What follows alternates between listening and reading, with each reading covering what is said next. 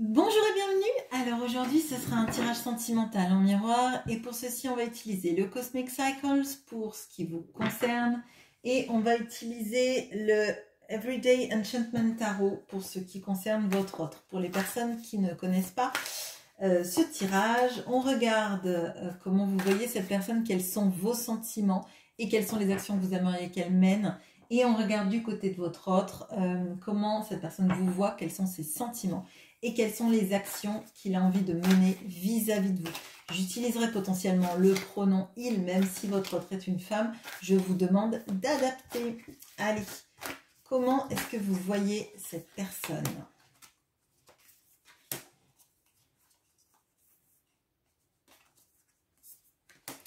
Quels sont vos sentiments ? Et quelles sont les actions que vous avez envie que cette personne mette en place vis-à-vis de vous. Allez, votre autre en face. Alors, je me rapproche un peu parce que sinon vous n'allez rien voir. Tac, tac, hop. Les cartes sont grandes. Donc, alors, comment cet autre vous voit ?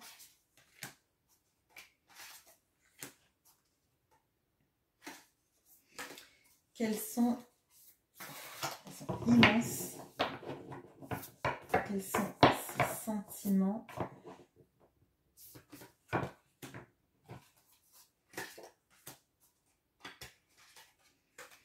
Et quelles sont les actions?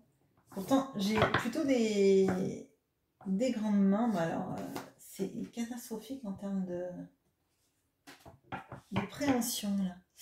Allez, on regardera votre autre plus tard. On va regarder vous. Bon, je rapprocherai. Alors, comment est-ce que vous le voyez? Okay. Alors, le 2 de coupe, le 7 de bâton et le roi d'épée. Bon. Alors, c'est un peu ambivalent là parce que vous le voyez comme la personne avec qui vous avez envie d'être, avec la personne qui vous complète, avec qui vous avez envie de partager énormément de beaux moments, des moments d'amour, hein, clairement, avec le 2 de coupe.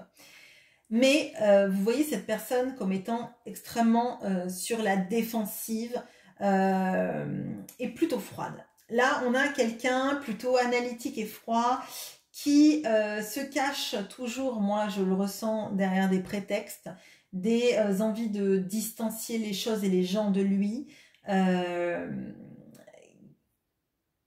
Et pourtant, et c'est terrible parce qu'en fait, il y a cette notion de, vous voyez tout le bien-être que vous pouvez ressentir quand vous êtes ensemble, ou en tout cas que vous pouviez ressentir quand vous étiez ensemble.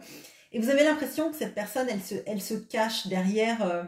Là, on a les lunettes en fait, et derrière en fait son apparente froideur, ses lunettes, ses prétextes, son paraître social peut-être aussi. On a quelqu'un qui potentiellement parle bien en public et a besoin de bien paraître en public et qu'on le voit comme quelqu'un qui maîtrise les situations, qui est détaché, etc.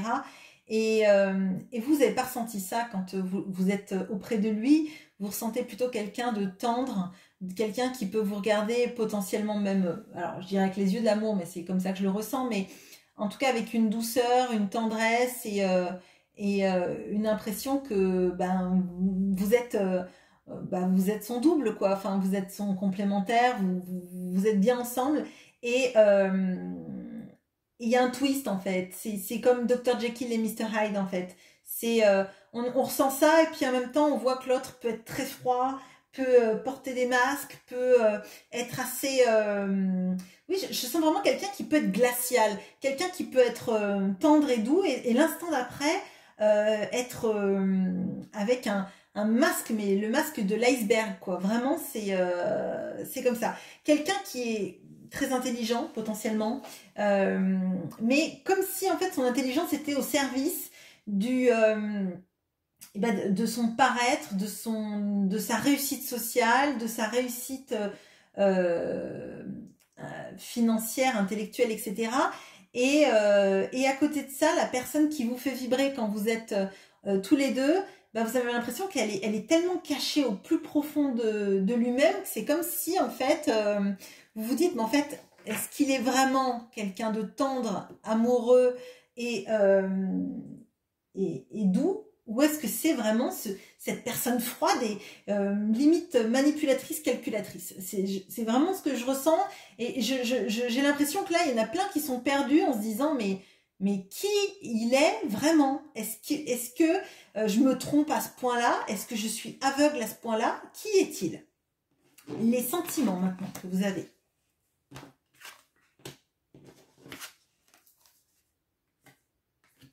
Alors, on a le 7 de denier, le 4 de denier, le valet de denier et la justice. Bon, alors, là, potentiellement, dans cette situation, ça fait un moment que vous attendez.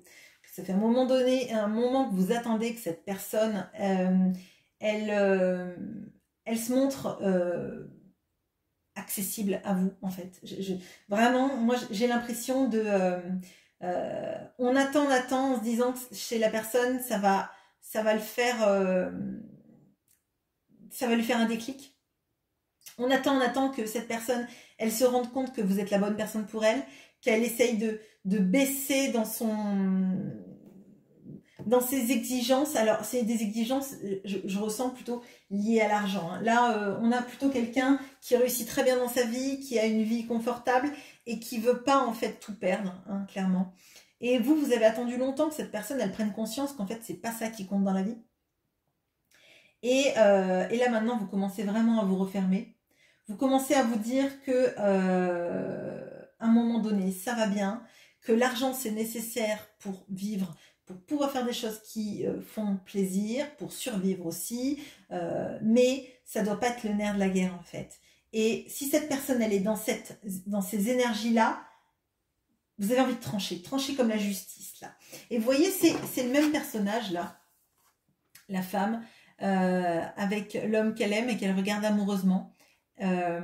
Lui, il compte ses médailles, il entasse, il a envie, en fait, de plus tard, de devenir peut-être colonel, je sais pas, de monter dans les strates de la hiérarchie de sa carrière.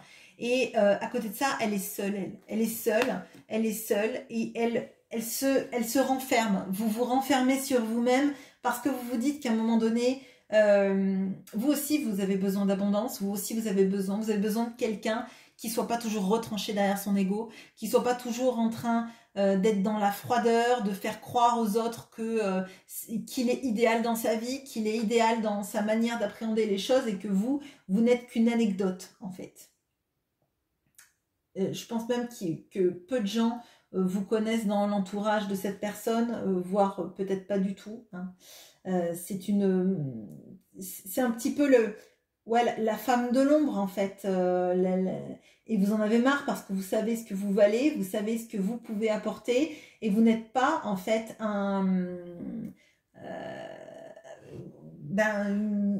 option. Voilà, vous n'êtes pas une option. Les actions que vous aimeriez que cette personne fasse. Le 6 de denier, le 7 d'épée et le 10 de coupe. Bon, et bien vous aimeriez que cette personne, elle soit un peu plus dans la réciprocité, qu'elle arrête de penser qu'à elle avec ses pièces, de pouvoir s'acheter sa limousine, de pouvoir se bâtir une maison, de partir en week-end, en voyage à l'autre bout du monde, alors qu'elle n'est même pas capable potentiellement de passer un petit week-end en amoureux avec vous entier, mais même pas à l'autre bout du monde, vous demandez même pas ça. Clairement, moi j'ai l'impression que vous demandez juste en fait de l'attention. Vous demandez qu'à un moment donné, il braque un petit peu sa caméra sur vous, son projecteur sur vous, et qui se rende compte en fait à quel point vous pourriez être heureux tous les deux, à quel point vous pourriez construire quelque chose. Là, vous voyez, c'est une fête de mariage en fait. C'est c'est ce petit jeune là qui a économisé toute sa vie et finalement il va pas s'acheter une limousine, il va payer un mariage à sa chérie en fait, enfin avec sa chérie. Il n'a pas des besoins de signe d'extérieur de richesse, il a juste envie d'avoir tous les gens qu'il aime autour de lui et surtout d'être marié à la femme qu'il aime. C'est clairement ça. Et moi, je pense que vous en avez vraiment, vraiment, vraiment marre qu'il braque toujours ses yeux sur comment les gens vont le voir, comment les gens vont penser qu'il vit, comment est-ce qu'il est dans sa vie, alors qu'il ne vous donne presque rien, voire rien, qu'il fait comme si sa vie, elle était importante par les biens qu'il amasse, par le fait qu'il soit regardé comme quelqu'un d'important. Moi, j'ai vraiment ces énergies-là. Il y a le paraître, quoi. Il y a le paraître, il y a la strate sociale, il y a l'argent qu'on accumule. Et vous, à un moment donné, ça commence à vous gonfler. Enfin, désolé, ça vous commence à vous saouler, pardon. Et parce qu'en fait, vous vous rendez compte que ça, c'est du chiquet, que c'est du faux, et qu'une vie, on n'en a qu'une, et quand on vibre pas des belles énergies d'amour, finalement, on est seul avec ses pièces. C'est Picsou qui fait un plongeon en haut de son dôme d'or, là, mais il est tout seul à la fin, quoi. Il nage tout seul dans son coffre-fort géant, et vous n'avez pas envie de ça, en fait. Vous avez envie vraiment qu'il vous regarde, qu'il soit dans la réciprocité de l'amour et qu'il s'engage vis-à-vis de vous. On va regarder votre autre. Alors, comment est-ce qu'il vous voit?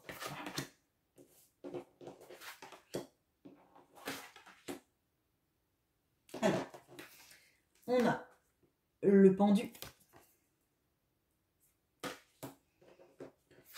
On a l'étoile.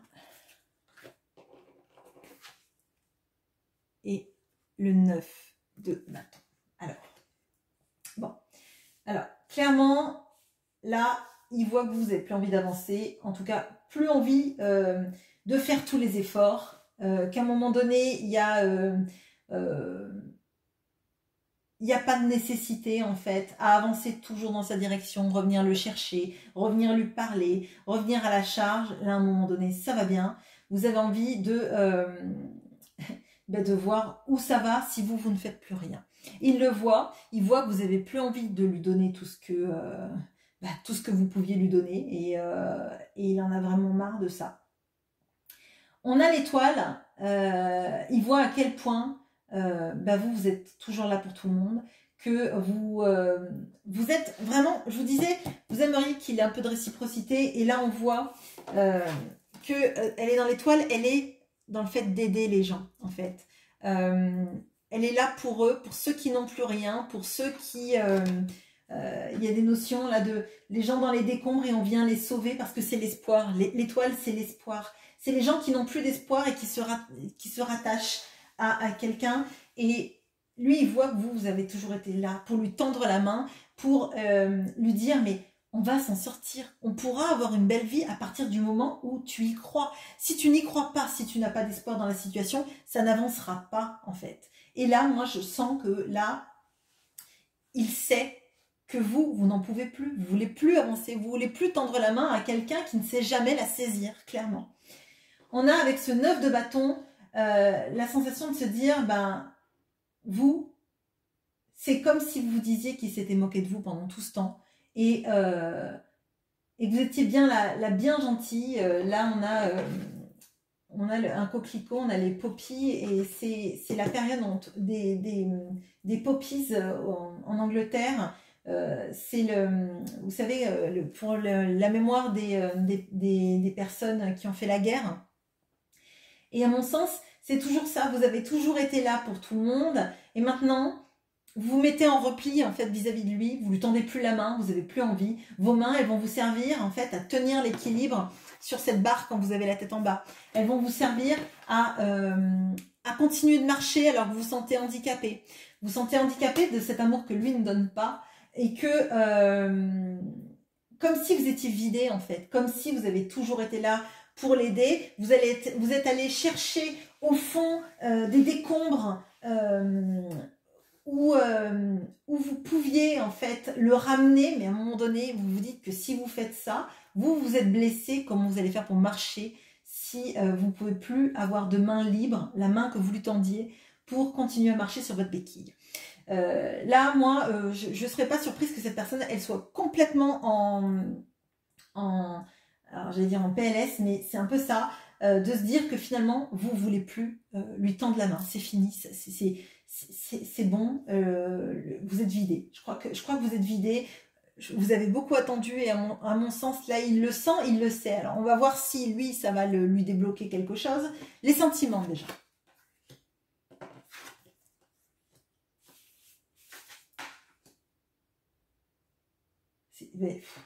Alors, on a encore un arcane majeur. On a le jugement. On a la reine de coupe. Et on a le 8 de coupe. Bon. Alors, des sentiments, c'est évident qu'il en a. Déjà, on a un arcane majeur sur cette ligne. Comme vous aviez la justice, lui, il a le jugement. Et c'est un peu des énergies similaires.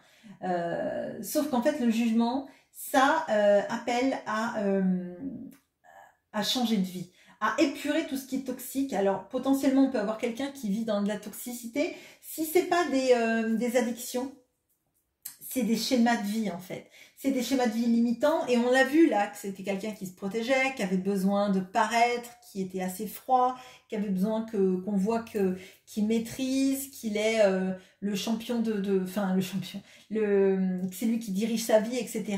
Et moi c'est vraiment mon ressenti là, c'est que on lui dit en fait que à un moment donné, avec tout ce qu'il ressent, parce que là on a quand même 2 cartes de coupe et un arcane majeur, c'est qu'il faut qu'il laisse en rentrer en fait la pureté dans sa vie, qu'il faut qu'il laisse rentrer le bonheur, qu'il laisse échapper toute la toxicité. Là on a des gens qui boivent, des gens qui sont pleins d'addictions. On voit d'ailleurs que faut qu'il quitte une situation où il y a de l'alcool, on n'a pas fait le ménage, donc tout est un peu embourbé, tout est un peu sale, sali, voilà, sali, c'est ça. Et les sentiments qu'il a, c'est la reine de coupe. Donc la reine de coupe, souvent, c'est la personne qui est très empathique, qui ressent l'amour, qui n'a pas peur de ses sentiments, qui n'a pas peur d'aimer, tout simplement. Et moi, ce que je ressens là, c'est qu'on a quelqu'un qui sait que le bonheur, l'absence de toxicité, le vent d'air frais, la pureté, c'est vis-à-vis de vous, vis-à-vis de ce qu'il éprouve vis-à-vis de vous. Mais on va voir s'il arrive à le manifester dans la matière et surtout de sortir de cette toxicité, parce que clairement dans les sentiments, il a envie en fait de quitter ça. Il doit le ressentir qu'il y a quelque chose de très toxique dans sa manière d'appréhender les choses. Il est possible quand même qu'il y ait des addictions en plus de cette manière étrange de concevoir la vie, hein, d'être addict à l'impression que les autres ont un regard particulier sur vous. Mais là, moi j'ai l'impression qu'il peut y avoir aussi des addictions, alcool, médicaments, sport, enfin vraiment, mais à outrance, hein, parce que le sport c'est très bien en soi, hein, et l'alcool avec modération, mais je veux dire, là il y a quelque chose de comme si quand on boit, bah, finalement on pense pas à ce qu'on fait de notre vie, le temps passe et les problèmes, on a l'impression que ça les endort un peu. Vous voyez ce que je veux dire? C'est compliqué et il sait, enfin, avec tout ce que vous représentez et comment, quels sont ses sentiments, on voit qu'il y a de l'amour, on voit que vous seriez un peu son sauveur et c'est vraiment ça que je ressens moi. Avec vous, il a l'impression qu'il peut être une autre personne et qu'il pourrait accéder à autre chose, mais c'est comme s'il s'auto-sabotait sans arrêt en fait. Les actions maintenant.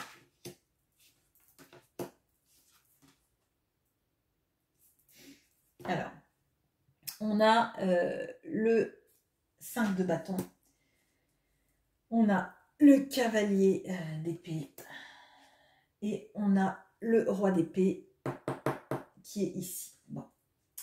Alors, là, on a quelqu'un qui va au conflit. On a quelqu'un d'égotique, là, on a quelqu'un de très égotique qui a besoin... Alors, moi j'ai l'impression que vous avez plus trop envie de communiquer avec cette personne et que cette personne, elle revient avec vous potentiellement avec des choses pour vous faire réagir, en fait. Mais pas réagir de la bonne façon. C'est-à-dire que vous, là où vous attendriez, vous attendez des mots d'amour ou des explications ou des choses concrètes et des annonces de ce qui pourrait changer. J'ai l'impression que vous avez quelqu'un en face qui est plutôt dans la prise de tête, dans vous titiller, peut-être vous rendre jalouse, peut-être vous dire que telle ou telle personne l'a dragué, que oui, parce que vraiment, et puis avec le cavalier d'épée, c'est un peu ça, quoi. C'est égotique, c'est l'envie de dire ce qui l'arrange, ce qui lui fait du bien, mais pas forcément vous, ce que vous avez besoin d'entendre, ou en tout cas ce qui serait sain d'entendre. Là, on a quelqu'un qui reste quand même beaucoup dans sa toxicité. Je rajouterai des cartes là pour voir ce qui se passe effectivement, parce que là, c'est plutôt un état d'esprit que des actions. Donc, on va aller plus loin. On a donc le roi d'épée qui est ici. Donc là, c'est un policier qui cherche des indices. Là, c'est l'avocat qui présente ces indices. Donc là, moi, j'ai quelqu'un de encore... Et puis là, vous aviez la justice. Donc il y a un lien, en fait. Il y a un lien très ténu entre vous. Mais c'est comme s'il voulait vous montrer que c'était quelqu'un d'intelligent qui arrivait à s'en sortir, qui arrivait à analyser les choses. Et moi, je sens plutôt des trucs, tu vois, je suis intelligent, j'ai compris la situation, mais pour moi c'est égotique et vous avez plus envie de ça, vous avez plus envie de ces énergies là où on se prend la tête, où l'autre vient vous piquer, vient vous dire que oui, il est intelligent, que il a fait ci, il a fait ça. Vous avez juste envie que cette personne, elle vous parle de l'amour qu'elle ressent, des choses qu'elle va faire. Vous n'avez pas envie de savoir si Roberta l'a dragué ou s'il s'est acheté une nouvelle voiture, s'il part en vacances à Bali. Vous vous en fichez en fait de ça.